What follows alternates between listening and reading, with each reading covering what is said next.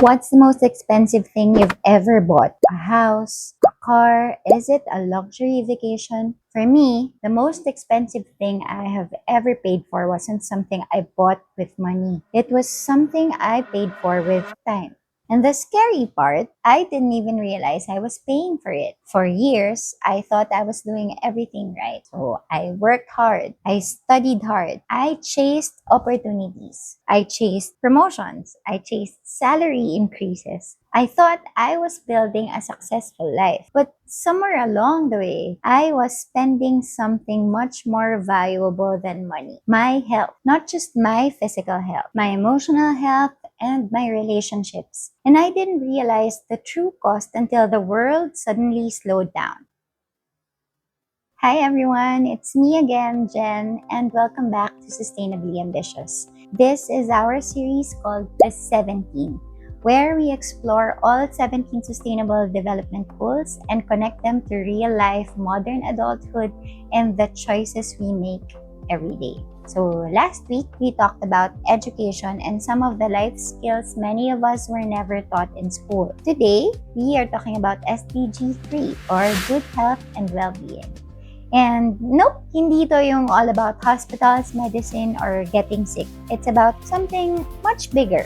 It's about the most expensive thing we buy with our time. So for most of my life, I had a very simple definition of healthy. If I wasn't sick, I was healthy. That was it. I rarely took sick leave sa office. So I show up, I deliver results, and then I get paid. I thought that meant everything was fine. Looking back, I think yung mindset na yan, it started when I was in law school. Kasi law school teaches you many valuable things. But one thing it also teaches you is how to function on very little sleep. There were endless readings. So may mga cases, and then you have assignments, and you prepare for the next class recitation. So, and because I survived it, I carried that habit into my career. So late nights became normal, rest became optional, and coffee became the solution to everything. I also started stress eating. Back then, I was naturally skinny, so I kept telling myself, okay lang yan, matagal naman ako tumaba. I thought I could get away with it until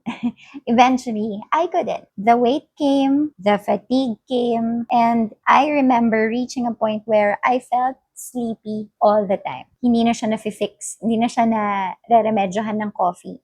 I think my body was trying to tell me something, but I wasn't listening because I thought health meant not being sick. What I didn't realize was that health is much more than the absence of illness. The truth is, my life wasn't just being driven by work. It was being driven by achievement. I wanted salary increases. And I'm not talking about the kind that simply keeps up with inflation.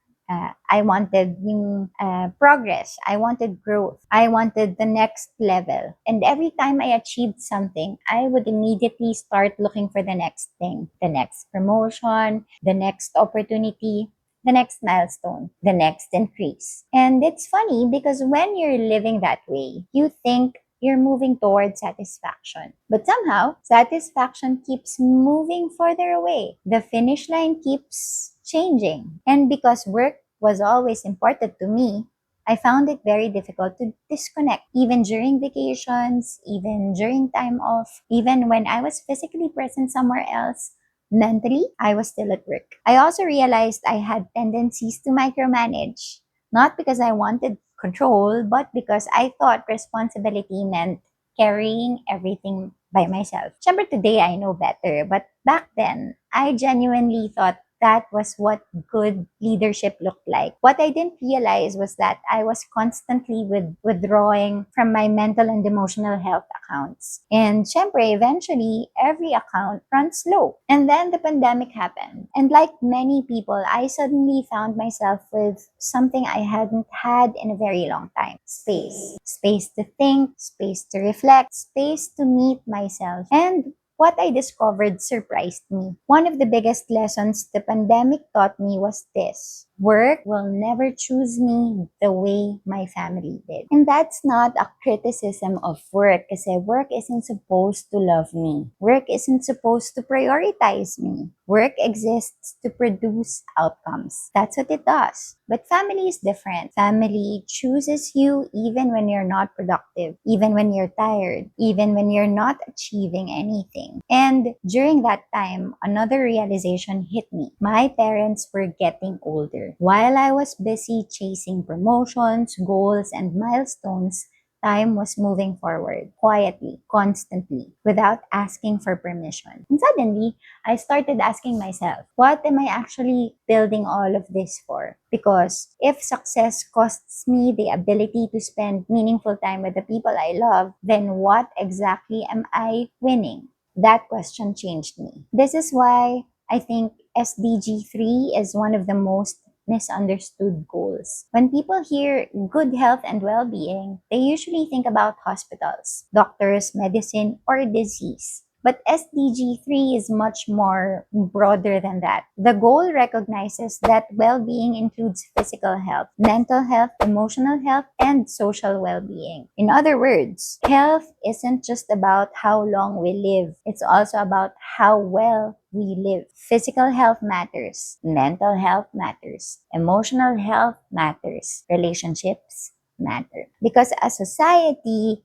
cannot be truly sustainable if people are exhausted. A workplace cannot be sustainable if people are constantly burnt out. And a life cannot be sustainable if success comes at the expense of the person living it. That's why SDG 3 matters. It's not simply asking how we prevent illness. It's asking how we help people thrive. Now, do I have this completely figured out? Absolutely not. I still care about achievement. I still care about growth. I still care about meaningful work. But something has changed. Today, I protect my time. I protect my peace of mind. I've learned that people have their own stories in their heads. Sometimes, no matter what you do, you won't be able to change that story. Kasi kwento nila yun eh. Sila ang bida doon. And that's okay. So, I've stopped wasting energy fighting battles that don't need to be fought. And I've become more intentional about taking care of my mental space. I also became more intentional about taking care of my physical health. So I exercise regularly now, not because I'm chasing a number on the scale, not because I'm trying to look a certain way. I take care of myself because I want more time. More time with my husband, more time with my family, more time with the people I love. Because health isn't just about extending life. It's about being well enough to enjoy the life you're extending. One of the biggest lessons the pandemic taught me is this. I spent years improving my standard of living, but I wasn't spending enough time improving my quality of life. And maybe that's the challenge for all of us. Not to stop being ambitious, not to stop growing, but to make sure that in the process of building a successful life, we don't forget to actually live it. So, here's my question for you. What have you been sacrificing in the name of success that may not be worth the cost anymore? Let me know in the comments. If you enjoyed this episode, don't forget to subscribe and join us as we continue exploring all 17 Sustainable Development Goals through the realities of modern life. Last week, we talked about education and what we were taught to chase. Today, we talked about what that chase can cost. And next week, we're talking about the city around you and whether it's helping you thrive or simply helping you survive. So I hope to see you again in the next one. Thank you. Bye.